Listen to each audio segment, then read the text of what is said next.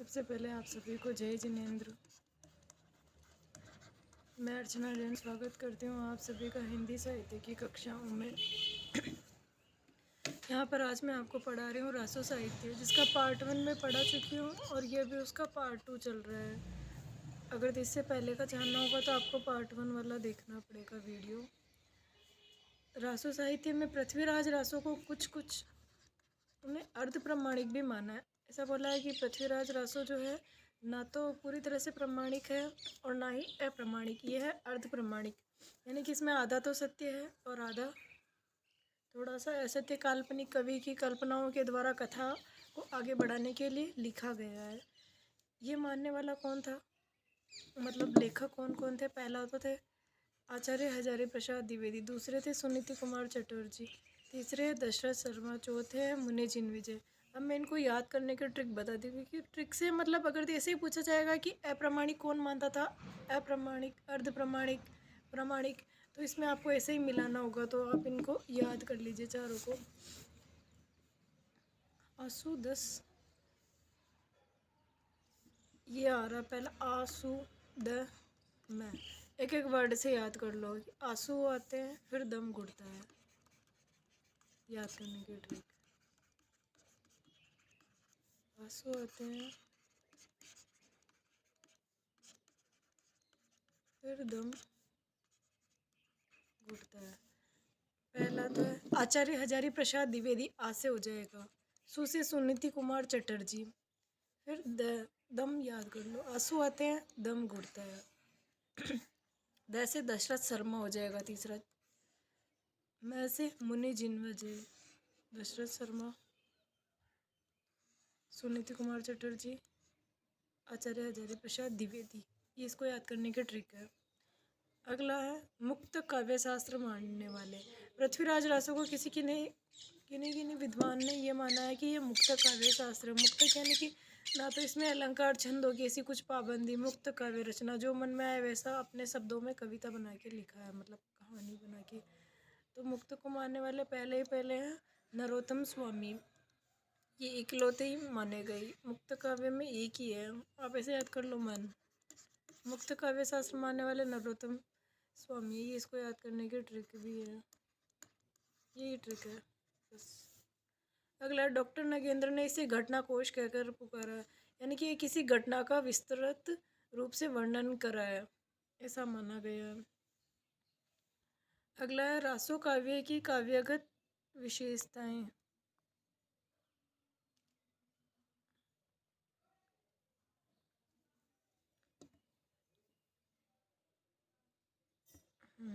रासो काव्य की काव्यगत विशेषताएं, ये ना रासो मतलब किसी काव्य में क्या क्या विशेषताएं होगी तो हम उसको रासो मान लेंगे। पहला सामंती समाज व सामंती जीवन का वर्णन। सामंती यानी कि अमीर वर्ग के जो लोग होते हैं उनको ही सामंत बोला जाता है। अमीर वर्ग, देखो प्राचीन समय में दो वर्ग ही थे, एक तो गरीब वर्ग, एक अमीर वर्ग। मध्यम वर्ग नहीं था, मध्यम वर्ग का उदय बाद में हुआ था। तो अमीर वर्ग थे उनको सामंत लोग कहा जाता था, गरीब को नहीं कहा जाता था, गरीब को गरीब वर्ग ही बोला जाता था। तो ये अमीर वर्ग के सामंती, यानी कि उनके पास सुख भोग विलास की अच्छे अच्छे साधन सुविधाएं थी। दूसरा आम जनजीवन की उपेक्षा, यानी कि जो गरीब वर्ग था रासो काव्य में उसकी उपेक्षा की गई, उनके बारे में नहीं लिखा जाता था कि रासो काव्य में ऐसा कुछ भी। सिर्फ अमीर राजा महाराजा का ही वर्णन करते थे, क्योंकि राजा महाराजा के दरबार में ही कवि लेखक गण ये लोग रहते थे। तो ये तभी प्रसन्न होते थे जब इनके बारे में कुछ अच्छा लिखेंगे, ना कि ना इनके गरीब वर्ग प्रजा के बारे में ऐसा लिखेंगे। तो बस जो राजा होता था बस उसी की प्रशंसा, राजा रानी बस उनके राजकुमार वहाँ तक ही सीमित है। ऐसा नहीं कि वो प्रजा की, आम प्रजा का, जनता का भी वर्णन वगैरह करेंगे, ऐसा उनमें नहीं होता था। आम जनजीवन की उपेक्षा का अर्थ यही होता है। रासों में संदिग्ध व अर्ध प्रमाणित सामग्री या विषय वस्तु है, यानी कि रासों में मतलब ये बहुत प्राचीन परंपरा है, तो इसके बारे में संदिग्ध यानी कि मतलब सोचा जाता है कि क्या पता ये सही है, पूरी तरह से सत्य है अथवा नहीं है, या अर्ध सत्य है, या इसमें कुछ कवि की कल्पना भी वगैरह है, ऐसा भी इसके बारे में यूँ कहा जाता है। अतिशयोक्तिपूर्ण घटनाओं का वर्णन, जैसे कि रासों में ना मतलब राजा महाराजों की कभी तो मतलब बहुत तारीफ मतलब अच्छा लिखा जाता था उनके युद्ध वर्णन के कौशल को, कभी कभी थोड़ा सा कभी अपनी मनगढ़ंत कल्पना का भी सहारा ले लेता है कि मतलब रासों को आगे बढ़ाएंगे अपनी कल्पना के सहारा। जैसे कि वो पृथ्वीराज रासों के लिए कहा गया है कि जैसे जैसे कि मतलब सेना के एक समय के भोजन के लिए 4 मन हींग का लगना। अब सब्जी में हम हींग कितनी डालते हैं, बिल्कुल इतना सा छोटा मतलब थोड़ा सा ही डालते हैं। तो सोचो कि 4 मन हींग जब उस खाने में लग रही है तो मतलब सोचो बाकी अनाज कितना लगा होगा, दाल कितनी लगी होगी, रोटी कितनी लगी होगी, तो मतलब उनकी सेना कितनी विशाल होगी, इससे इसका अंदाज़ा लगा लो। तो ये कभी कभी हमको थोड़ा ऐसा लगता है कि अतिशयोक्तिपूर्ण वर्णन है या फिर सच में काल्पनिक, ये ऐसे हो जाता है असंदिग्ध असंदिग्ध, प्रमाणित अप्रमाणित, ऐसा भी सोच लिया जाता है। वीर रस का ओजस्वी वर्णन, वीर रस यानी कि युद्ध से, कि उस समय में युद्ध होते थे मतलब राजा राजा आपस में भी लड़ते थे, विदेशी युद्ध मतलब विदेशी आक्रमणकारियों से भी लड़ते थे। तो इसमें युद्ध का अपने राजा महाराजा के बारे में ऐसे यूँ बहुत बड़ा चढ़ाकर लिखा गया। श्रृंगार रस का अद्वितीय वर्णन, उस समय में श्रृंगार रस का भी प्रचलन चल रहा था, क्योंकि बस एक तो सिर्फ नारी श्रृंगार का वर्णन, नारी सौंदर्य का, और दूसरा था युद्ध का। वो उस समय में ये आदिकाल में रासो साहित्य लिखे गए, तो आदिकाल में दो प्रमुख प्रवृत्तियाँ ही चल रही थी, तो इन दो के बारे में ज़्यादा खास विशेष हमें पढ़ने को मिलता है। उस समय में मुग़ल आक्रमणकारी भी आए थे, जब मुग़ल का शासन हो गया था तो उनको इन्हीं में रुचि थी, तो फिर अधिकतर श्रृंगारी वो दरबारी कवि जो होते थे वो श्रृंगार की रचनाएं लिखती है। श्रृंगार गलत है, श्रृंगार ऐसे लिखा जाता है ये से। तो मुग़ल दरबार का शासन हो गया तो उनको यही पसंद था, तो यही बारे में ज़्यादा लिखा गया था। अगला रासो साहित्य की विशेषता, प्रवृत्ति का बहुआयामी वर्णन। बहुआयामी यानी बहुत प्रकार से,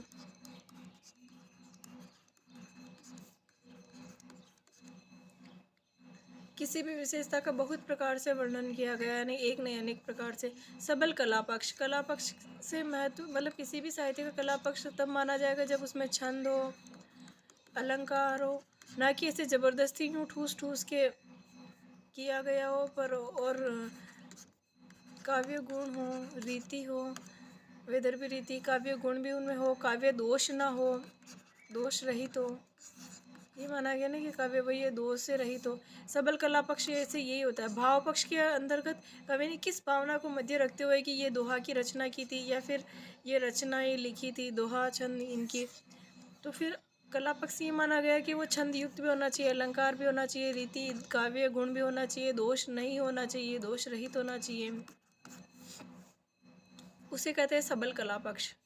भाव पक्ष यानी कि कवि के मन में भाव या विचार क्या है, तो उनमें कला पक्ष भी रासो साहित्य में काफ़ी मतलब हद तक यूँ मजबूत मिलता है, स्ट्रॉन्ग है, अच्छा माना गया। डिंगल भाषा व पिंगल शैली का प्रयोग, डिंगल में क्या होता है अपभ्रंश प्लस राजस्थानी होती है, राजस्थानी भाषा, और पिंगल में अपभ्रंश प्लस ब्रज भाषा, ये दोनों मिली हुई होती है, तो उसको हम कहते हैं डिंगल व पिंगल शैली का प्रयोग। ये हमें रासों के अंदर देखने को मिलती है, दोनों ही मिलेगी, डिंगल भी मिलेगी और पिंगल भी मिलेगी। जैसे पृथ्वीराज रासों के बात करूँ तो इसमें दोनों मिलेगी, किसी भी राशि को रासो साहित्य की आप रासों की बात करो उसमें दोनों जरूर मिलेगी। परवर्ती साहित्य पर नवीन भावसार युक्त प्रभाव, परवर्ती यानी पहले के, नहीं परवर्ती यानी बाद के होते हैं, पूर्ववर्ती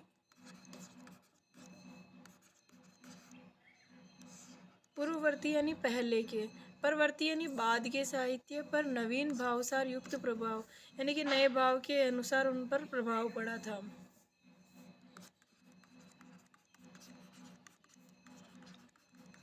पूर्ववर्ती यानी पहले के साहित्य,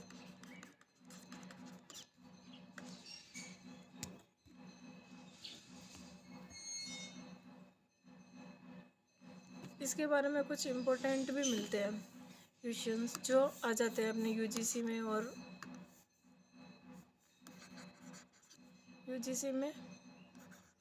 और आरपीएससी में। पृथ्वीराज रासो को छप्पई का अजायबगर माना था, क्योंकि इसमें छप्पई छंद इनका ज़्यादा प्रयोग हुआ था, तो इसको अजायबगर भी कह दिया गया था। छप्पई का राजा किसको कहा है, तो चंद्रबरदाई को कहा था, जिसने पृथ्वीराज रासो लिखा था। पृथ्वीराज रासो के बाद दूसरा विवादित रासो है बिसलदेव रासो। नायिका राजमती कहाँ की निवासी थी, पृथ्वीराज रासो तो चित्तौड़ की थी। बिसल देव का रुष्ट होकर, अगला बिसल देव का रुष्ट होकर है ये।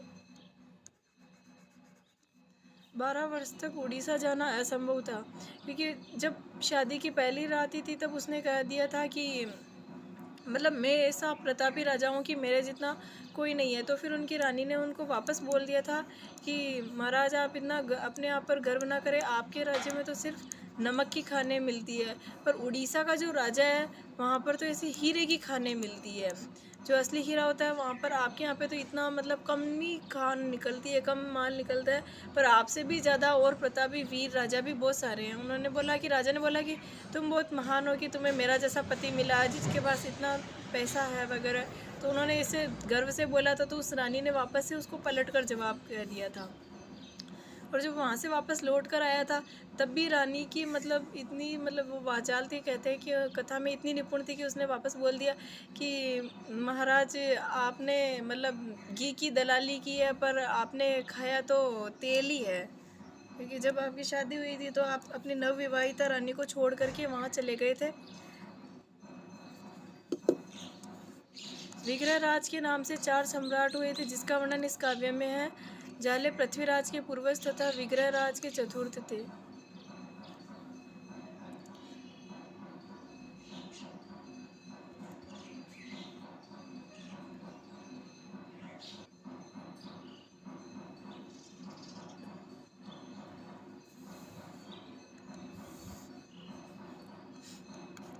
HP द्विवेदी।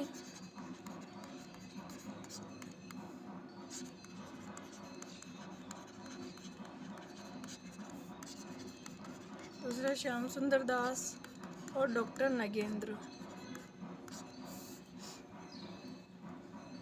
आदि ने इसे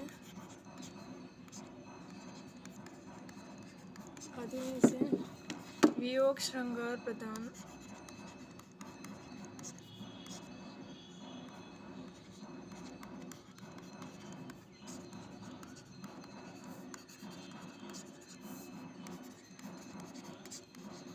प्रदान विरह काव्य माना।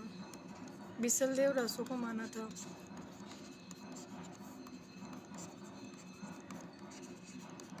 बिसलदेव रासों में 128, इसीलिए इसको छप्पे का अजायबगर भी माना गया है बिसलदेव रासों में, क्योंकि 128 छंद है। और HP द्विवेदी, श्याम सुंदर दास और डॉक्टर नगेंद्र ने इसको विरह श्रृंगार प्रधान विरह काव्य माना, क्योंकि इसमें विरह ही है, क्योंकि वो उड़ीसा में चला गया था वो राजा अपनी रानी से रूठ करके। और इसके अलावा और भी रासो, बुद्धि रासो, कलयुग रासो, मुंज रासो, राम रासो, राणा रासो, रत्न रासो, कायमखा रासो, ऐसे अनेक रासो भी लिखे गए थे। HP द्विवेदी ने भी कुछ अपने कथन दिए हैं। अपनी परंपरावादी दृष्टि से मैं यह सिद्ध किया कि अचानक हुई पैदा हुई परंपरा नहीं है, ये परंपरा नहीं है, बल्कि संस्कृत काव्यधारा से चली आ रही प्राकृत में अपभ्रंश के विकास के दौरान राजस्थान पूछा और वहाँ लोक भाषा में ओकारांता प्रवृत्ति के कारण उसे रासो बना दिया। यानी कि पहले रास था, फिर ये ओकारांत को लगता है तो रासो लग गया। संस्कृत में रासो शब्द के 3 अर्थ बताए गए हैं। पहला नृत्य प्रधान रासो काव्य, दूसरा दृश्य प्रधान रासो काव्य, और तीसरा है भाव गीत प्रधान रासो काव्य। यानी कि रासो के 3 भाग भी किए गए हैं।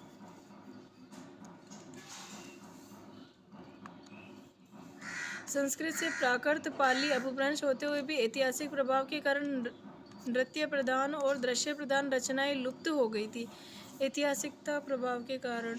और फिर भाव प्रधान रचनाएं रह गई और इन्हीं रचनाओं को रासो काव्य कहा गया।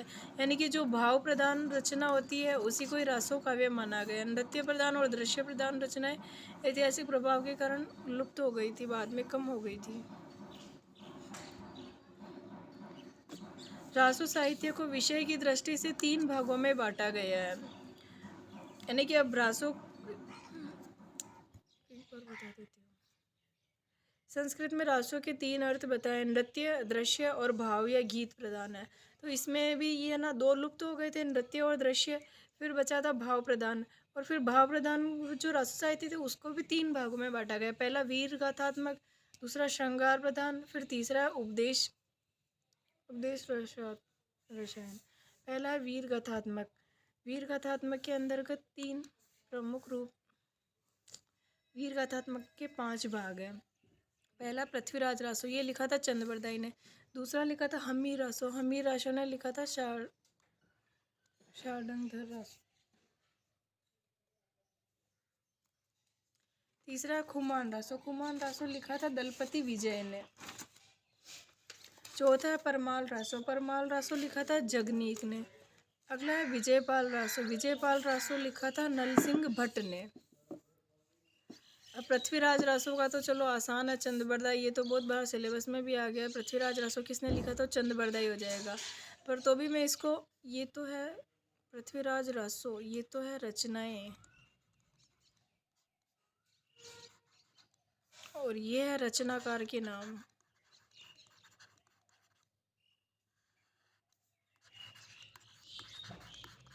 रचनाकार के नाम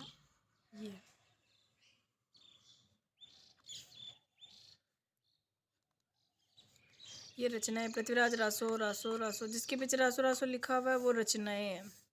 अब मैं इनको याद करने की ट्रिक भी बता देती हूँ आपको। पृथ्वीराज रासो चंद्रबरदाई, तो इससे याद कर लो, पृथ्वी पर चंदन के पेड़ लगते हैं या वृक्ष लगते हैं, पृथ्वी पर चंदन के पेड़ लगते हैं। इससे याद हो जाएगा पृथ्वीराज रासो, पृथ्वी से पृथ्वीराज रासो, चंदन से चंद्रबरदाई हो जाएगा। अगला हमीर रासो, हमीर रासो लिखा था शार्दंगधर, यहाँ पर भी एक बिंदी आएगी शार्दंगधर पे। तो इससे याद कर लो कि हम भी सारंगी बजाते हैं, हमीर से हम, याद करने की ट्रिक है, हम भी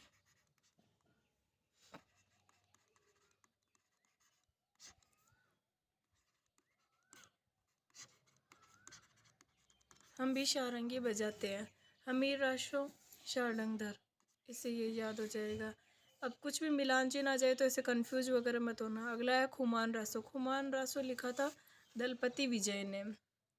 इसे याद कर लो कि जो दल का नेता होता है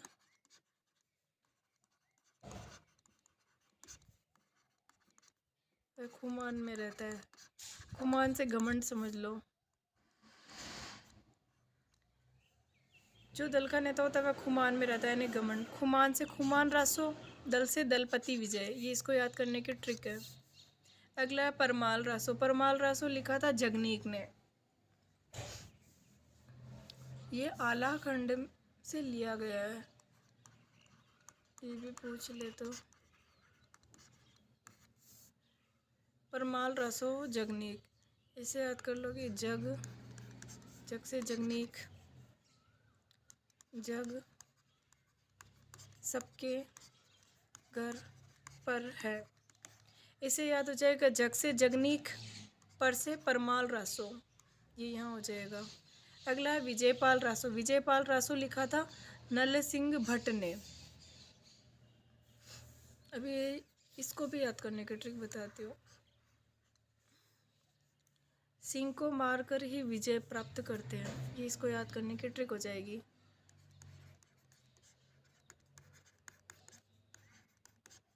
सिंह को मारकर ही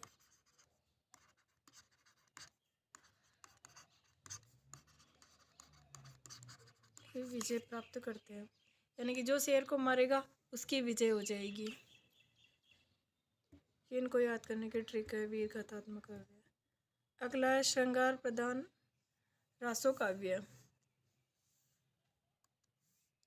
संदेश रासक लिखा था अब्दुल रहमान ने, और बिसल देव रासो लिखा था नरपति नालय ने।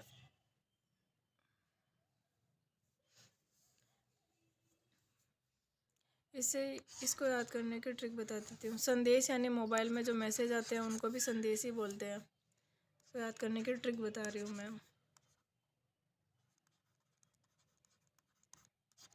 अब्दुल अब्दुल बार बार संदेश भेजता है। कुछ भी समझ लो, किसी को भी भेजता है, बार बार मैसेज भेजता है। इससे याद कर लो, अब्दुल रहमान ने संदेश राशक लिखा था। अगला है बिसल देव रासो। बिसल देव रासो ने लिखा था नरपति नाल। विष नर को देना चाहिए, इससे याद कर लो। विष से आप विष याद कर लो। विष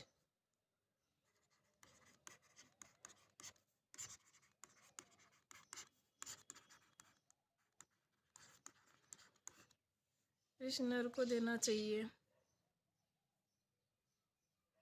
बिसल देव रासो से हो जाएगा नरपति नाल। और इसकी नायिका जो थी वो राजमती थी।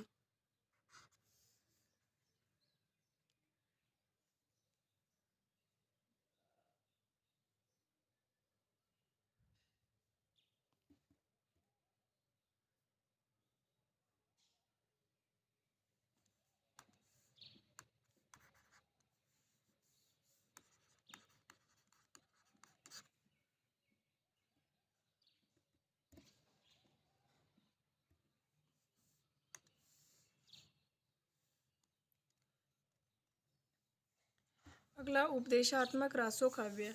उपदेशात्मक रासो काव्य लिखा था शालिभद्र सूरि 12वीं सदी में। इसका रचनाकार था भारतेश्वर बाहुबली रास। ये जो जितने भी आ रहे हैं, शालिभद्र सूरि, आसगु, जिनधर्म सूरि, विजयसेन सूरि, सुमतिगणि सूरि, जिनदत्त सूरि और अगला है जिनदत्त सूरि। तो इनकी मैंने जो ट्रिक थी वो याद करने की, वो मैं उसको जैन साहित्य के अंतर्गत भी मैंने पढ़ाया था। और इसमें वो इनको याद करने की ट्रिक भी बताई थी। जैन साहित्य के अंदर एक टॉपिक है, उसमें मैंने इनको याद करने की ट्रिक भी दी थी कि इनको कैसे याद करने हैं। शालिभद्र सूरि लिखा, जो भी इनके रचनाकार है और रचना का नाम है, और उनके सन संवत भी याद करने की ट्रिक बताई थी। क्योंकि जैन साहित्य जो है वो उपदेश प्रदान, यानी कि वो उनमें बहुत कहना, जैसे कि कोई भी कुछ काम कर रहा है या पढ़ाई कर रहा है या लिखाई कर रहा है तो उनको बताना नहीं ऐसा नहीं ऐसा पढ़ना, ऐसा नहीं ऐसा करना। तो जैन साहित्य के अंतर्गत उनमें सब बहुत उपदेश ही उपदेश है। अभी भी जो महाराजा वगैरह मतलब जैन धर्म के अंतर्गत जो मिलते हैं वो अधिकतर उपदेश देते हैं। उनका बताते हैं कि 9 से 10 प्रवचन है, यानी कि उपदेश का टाइम है, या फिर 10 से 11 है 2 घंटे का, या फिर 9 से 12 तक है 3 घंटे 2 घंटे 4 घंटे, ऐसे उपदेश उनके चलते ही रहते हैं। तो जो प्रवचन है, जो उपदेश ही ज़्यादा देते हैं, तो उनके उपदेशात्मक रासों का भी माने गए। तो आदिकाल के समय में ऐसे भी लिखे गए थे, और इनको मैंने याद करने की उस समय वहाँ पे ट्रिक भी बता दी थी। और अगर आपको ट्रिक याद करनी तो आप पिछला वो जैन साहित्य का वीडियो आप मेरा यूट्यूब पे सर्च भी कर सकते हैं और आपको मिल जाएगा। @अर्चना जैन स्टडी डाल दो, अब यूट्यूब पे आपको वो वीडियो मिल जाएगी। यूट्यूब पे जाना है, ऐसा लिखना है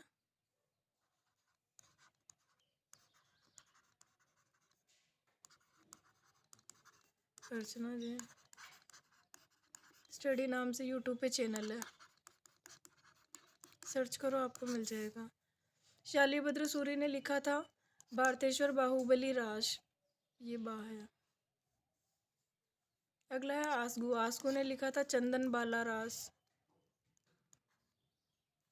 जिन धर्म सूरि ने लिखा था स्तूली भद्र। स्तूली चंद्र नहीं है, जिन धर्म सूरि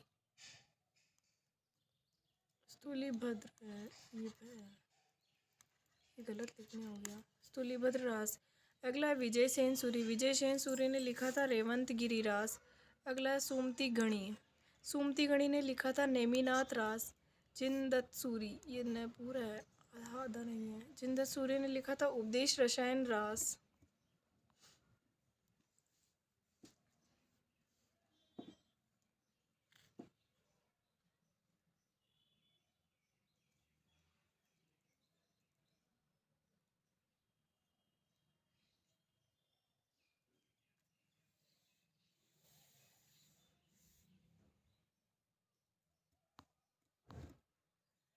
रामचंद्र शुक्ल के अनुसार रचनाओं का क्रम। मतलब रामचंद्र शुक्ल ने बताया कि कौन सा पहला वो माना जाएगा और कौन सा बाद वाला माना जाएगा। तो इन्होंने बताया कि पहला खुमान रासो माना जाएगा क्योंकि ये 9वीं सदी के अंतर्गत ही आ गया था। और अगला बीसलदेव माना इन्होंने बोला कि ये 1200 संवत में लिखा गया था। जयचंद्र प्रकाश माना तीसरा 1224 में। पृथ्वीराज रासो को माना था 1225 या फिर 1249 में लिखा गया, ऐसा माना। फिर अगला है परमाल रासो माना गया। परमाल रासो माना ये आचार्य रामचंद्र शुक्ल बहुत इंपॉर्टेंट है, इसका माना जाता है। अगला है जयमंक जस चंद्रिका। तो चंद्रिका इन्होंने माना ये 1243 में है। अगला हमीर रासो का शार्ंगधर इन्होंने 1390 के बाद माना इसको, यानी 14वीं सदी के आसपास मान लिया था। अगला है रणमल छंद, इसको माना था श्रीधर ने लिखा था, ऐसा इन्होंने आचार्य रामचंद्र शुक्ल ने माना था।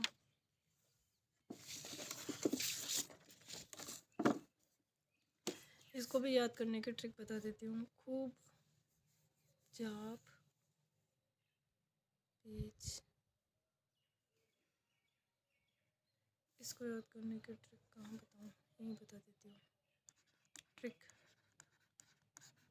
खूब से याद कर लो खुमान रासो, फिर आएगा बिसलदेव रासो।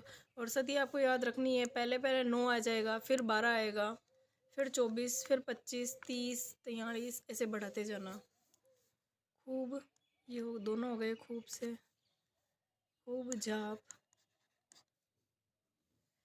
से जयचंद्र प्रकाश, फिर पृथ्वीराज रासो, फिर आएगा परमाल रासो, फिर है जयमयंक जस चंद्रिका।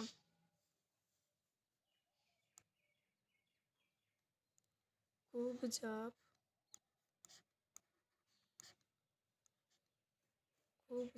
करो, पेज पढ़ो, खूब जाप करो, पेज।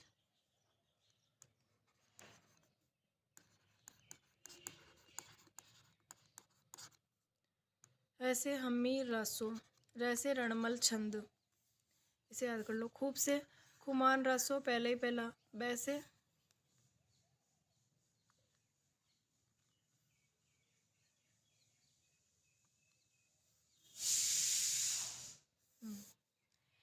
पहला खूब से ये याद कर लो खुमान रासो, वैसे बिसलदेव रासो ये वाला। जाप से जैसे जयचंद्र प्रकाश, पैसे परमाल रासो, पैसे नहीं, ये पैसे पृथ्वीराज रासो आएगा, इस पे से परमाल रासो। जैसे जयमयंक जस चंद्रिका, ऐसे हमीर रासो, इसका सारंगतर, वैसे रणमल छंद हो जाएगा। तो अब इसको सन भी बता देती हूँ। पहला ही पहला 8वां मानना है, या तो 800 संवत से 1000 संवत के बीच, या फिर 9वीं सदी। तो अब कुछ भी आ जाए एग्जाम में, या तो फिर 800 से 1000 सदी के ईस्वी के बीच पूछ लिया जाए तो भी सही होगा, और फिर 9वीं सदी भी दे दे ऑप्शन में तो सही होगा। इन तीनों में से 3 नहीं देगा, कन्फ्यूज़ करने के लिए एक ही देगा। पर इन्होंने कहीं कहीं ये माना, कभी ये माना, क्योंकि ये रचनाएँ बहुत पुरानी पड़ चुकी है, अभी 2024 चल रहा है।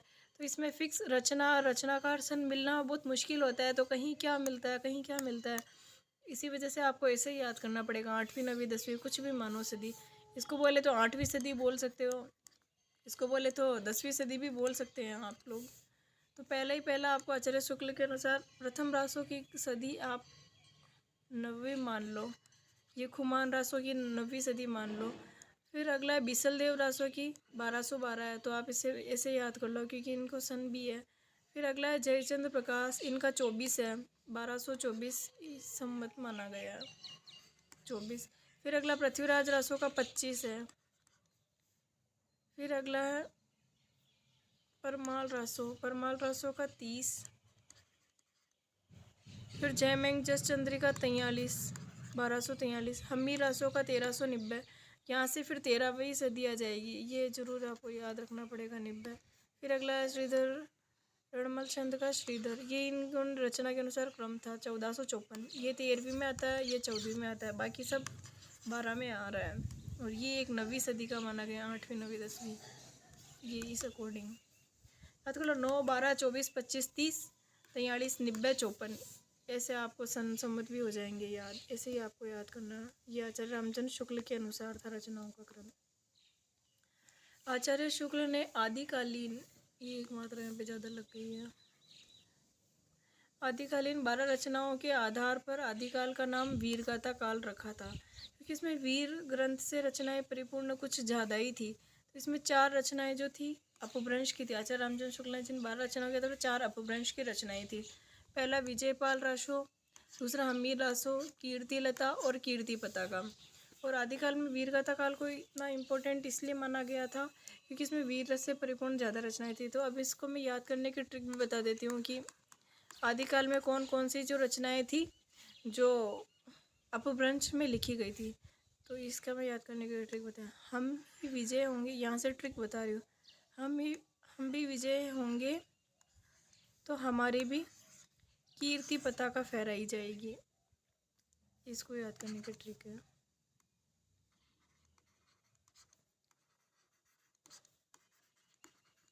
जैसे युद्ध हो चाहे कुछ भी हो, एग्ज़ाम हो, अगर दिया आप टॉप हो गए तो फिर आपकी भी तो मतलब कीर्ति होगी ना। हम भी विजय होंगे तो हमारी भी कीर्ति पताका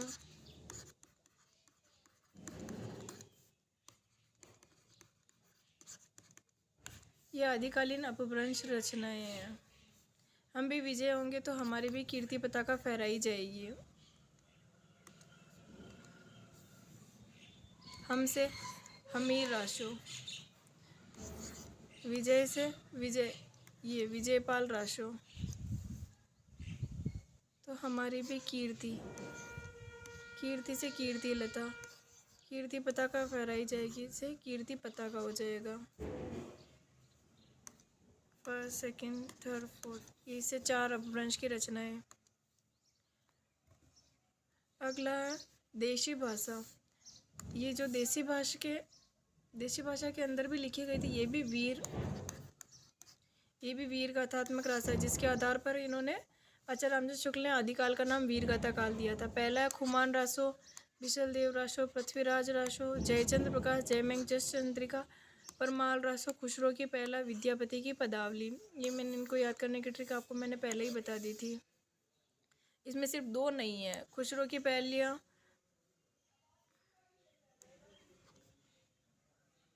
खुसरो की पहेली और विद्यापति की पदावली। खुसरो अमीर खुसरो था। इसी के साथ ही ये रासो साहित्य पार्ट 2 भी समाप्त होता है और मैं अर्चना जैन आप सभी से विदा लेती हूँ। इसी के साथ ही मैं आपके से अब नेक्स्ट क्लास में मिलूँगी। और आप भी हमारा RPSC और UGC नेट हिंदी साहित्य से करना चाहते हैं तो आप हमारा पेड बैच ज्वाइन कर सकते हैं। इसके लिए आप कॉल कर सकते हैं 9413324501।